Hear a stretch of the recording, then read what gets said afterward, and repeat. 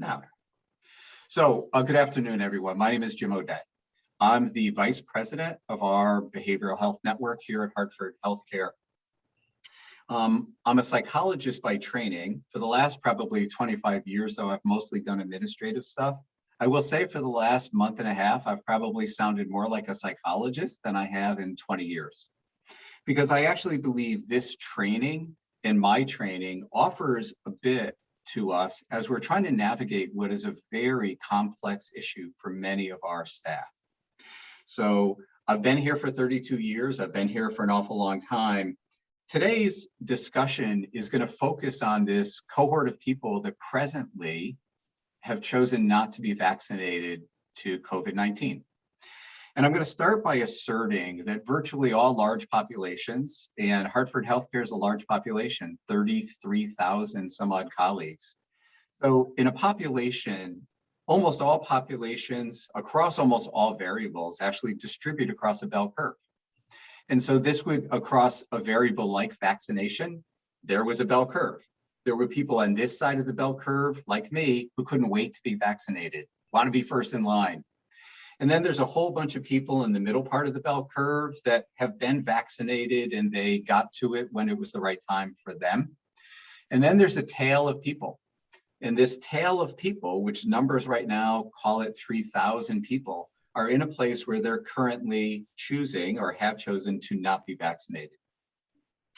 That population is large enough to also distribute across a bell curve. And we're going to talk a little bit about how to approach the individuals who comprise this group of people. And I really want to emphasize that the purpose of this training is actually not about them. The purpose of this training is to support you. What I've heard from many of my staff who have also had to interact and are interacting with all of their colleagues about this topic is that essentially they got a list. Could have 5 people on it, could have 45 people on it.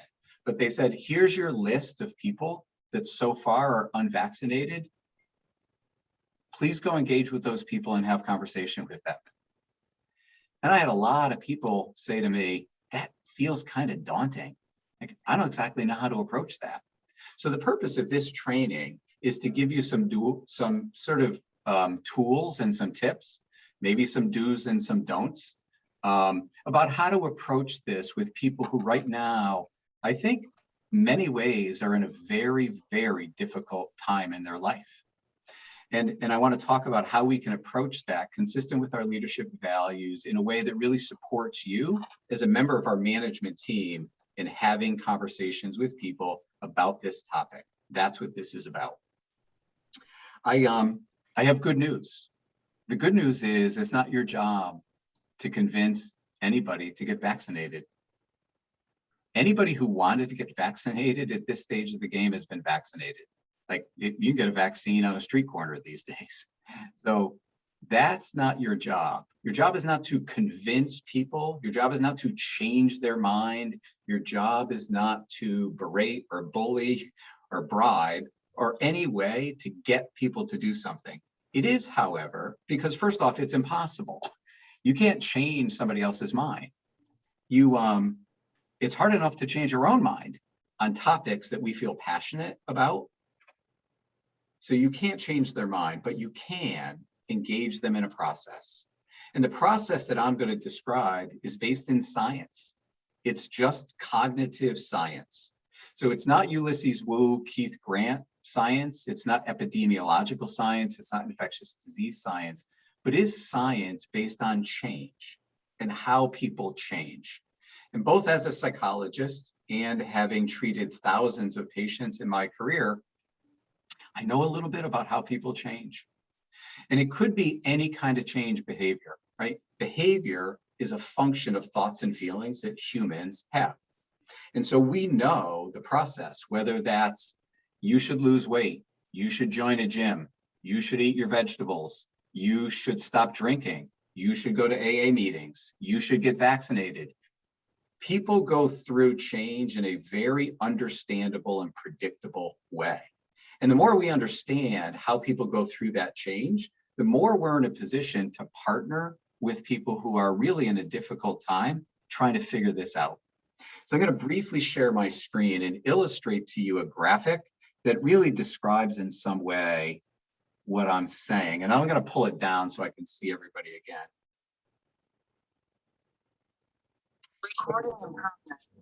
This is just a really brief little graphic on what's known as the stages of change theory.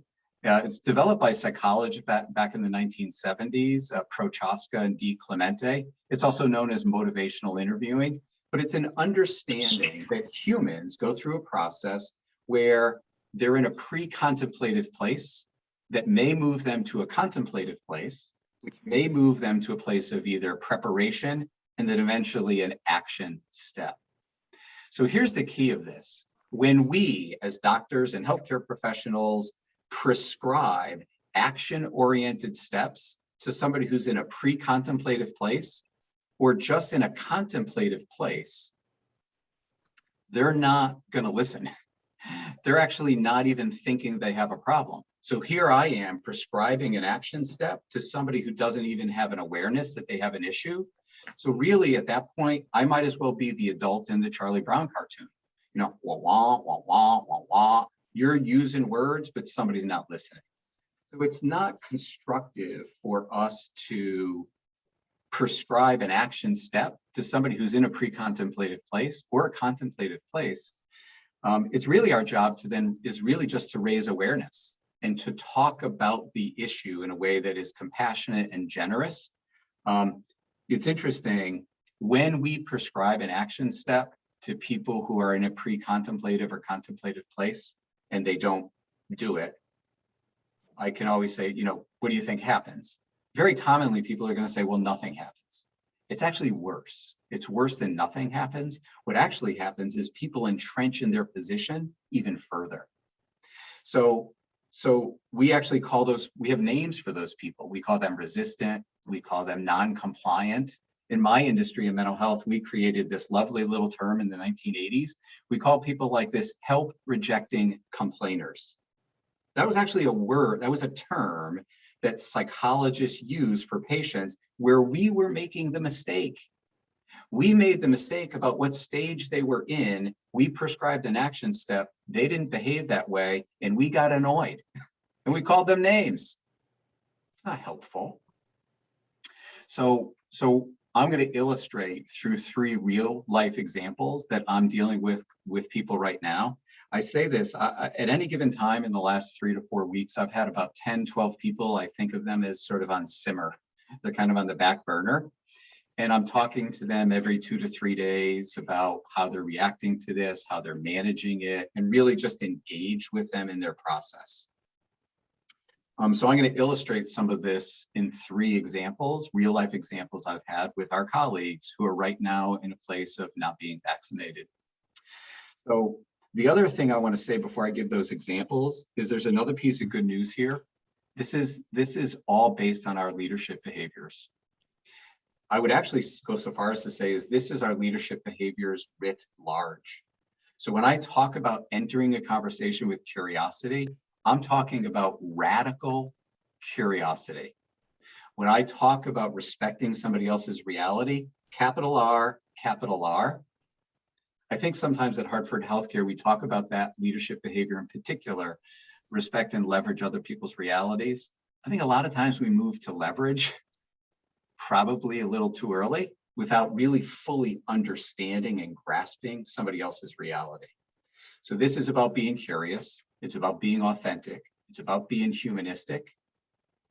And it's really about supporting people who are going through a really challenging time right now. So even though we may feel frustrated by, please go get vaccinated, that's not going to help anymore. This group of people, they're not going to be convinced at this stage of the game by you trying to tell them to do something. Here's what I also know as a psychologist. Nobody goes to a new place until they genuinely feel respected in the place they currently are. And so I'm going to use the first example is a little bit one of extremis, but I'm going to use it to make it a point, which is this. I've had somebody say to me, you know, Jim, I know you're going to think this is lunacy, but that whole microchip thing, the thing about microchip as part of the vaccine, Probably not likely, but I think it's possible. I don't trust the government. I certainly don't trust the healthcare system. And do I think it's likely? I don't know, but I don't trust it. Now, I could sit there and say, oh my God, that's anti-science and there's no possible way. And they've heard that from a zillion other people. I would ask you to do this. What if it were true? Put yourself in those shoes for a second with a person who's contemplating, if I get vaccinated, I may get a microchip in my shoulder that tracks my health conditions or my travel habits. What if that were true? It's a terrifying prospect. It's terrifying. So instead of saying to somebody, well, that's lunacy, it doesn't make any sense. Really what we have to say at that point is, gosh, if that were true, that's a terrifying idea. Tell me more about that. And I heard more about that. And it was terrifying.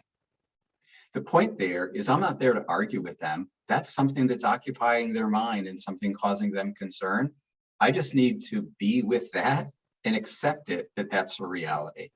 I'll give you another example that's actually more common. And this is one that I've had a couple times, and I'm going to kind of put two stories together. I was asking a person in our St. Vincent's environment, a woman, a nurse, a person of color, a Black woman.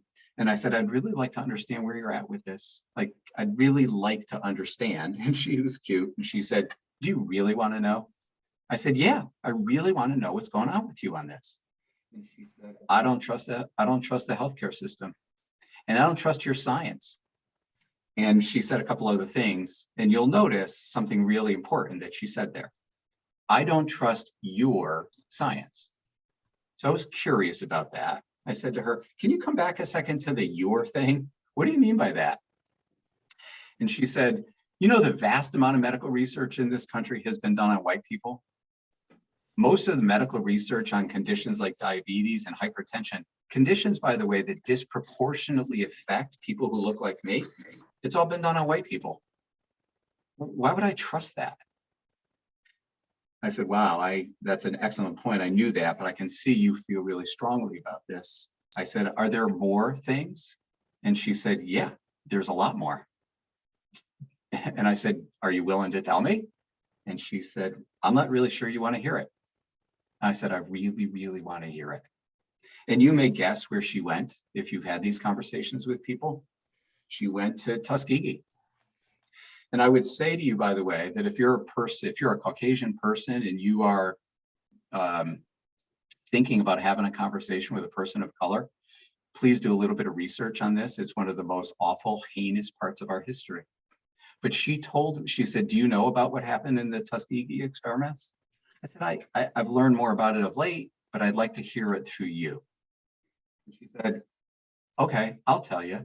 Back in the 1930s, they promised these poor Black men that they were treating them for a condition called syphilis, sexually transmitted disease.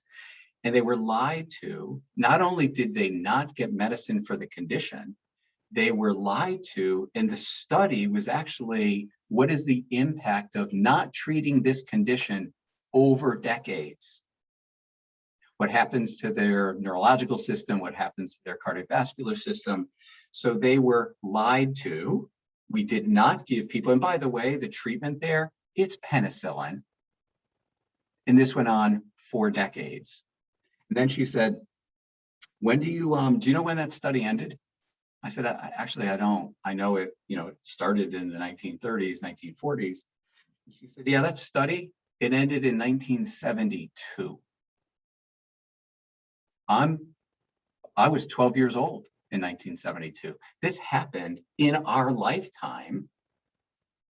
And then she said, and this was quite impactful, she said, well, do you know what the agency was that was running that experiment and that study for the last 25 years before it ended in 1972? The Centers for Disease Control.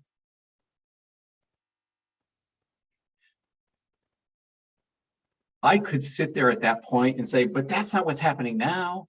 That's not what happened. Listen to Tony Fauci, look at the science. We would never do things like that again. That's tone deaf. All I said to that person was, I'm mortified the more I learn about it. It's just some of the most awful stuff I've ever read, and I can see the impact it has on you.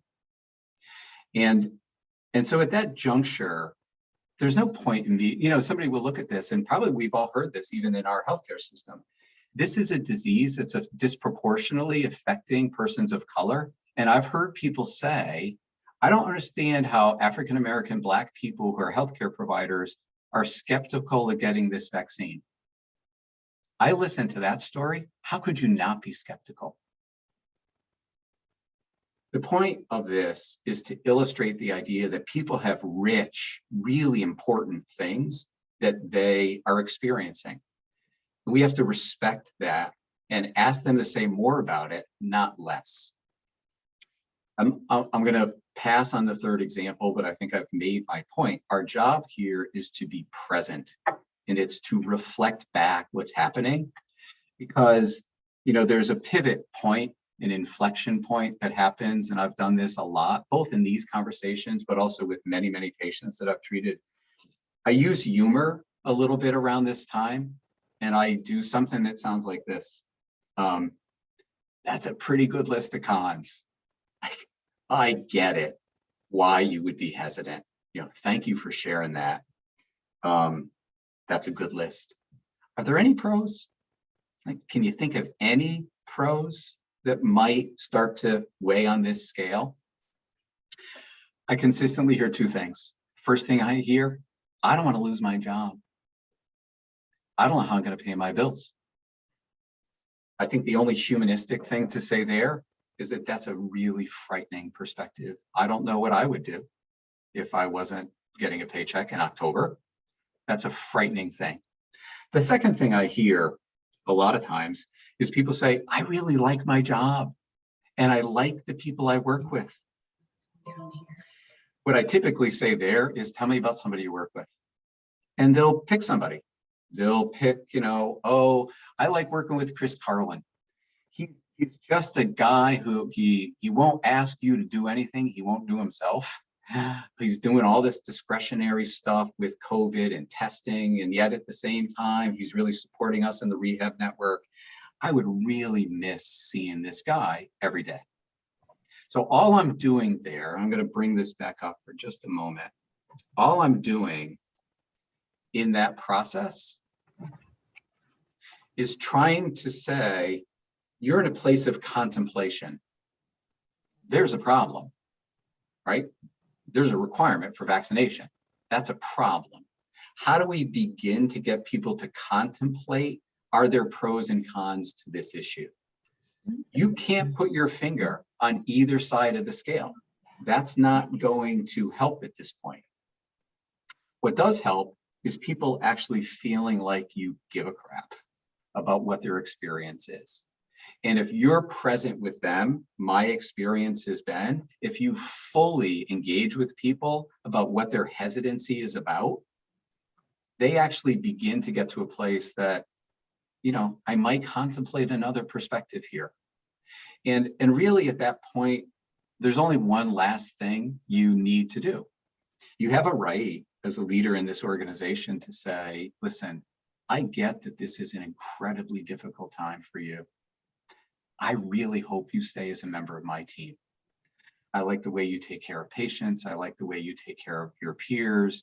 I like the way you manage your medical records or the revenue cycle or whatever it is that the person does that you're talking to.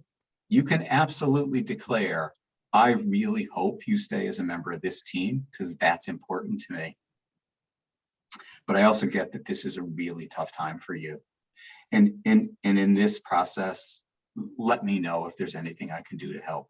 You want to talk more, you want to talk less, I'm available to help you navigate what is a really tough time in your life.